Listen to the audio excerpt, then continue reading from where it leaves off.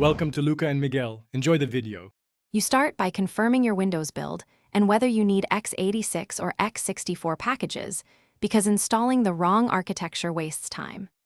Once done, sign into an administrator account and run Windows Update. Make sure system files are current and then reboot. Next, open Programs and Features and remove suspect or duplicate Visual C++ redistributables so the installer won't conflict. This clears old registry entries and prepares a clean install for the next step. Now, download the exact Visual C++ redistributable packages you need and verify their digital signature so you avoid tampered files. Right-click each VC redist. exe and choose Run as Administrator, and temporarily disable real-time antivirus because it can block file extraction. Close other installers and heavy apps.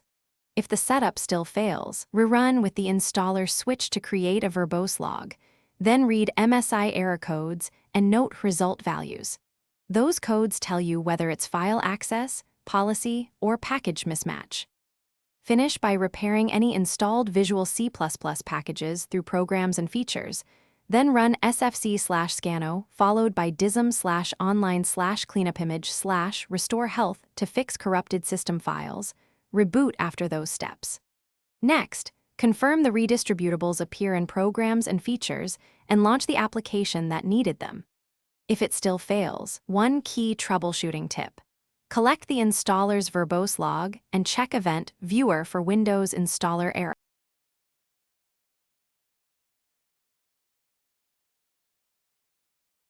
Thanks for watching and please subscribe. It's the best investment you'll ever make.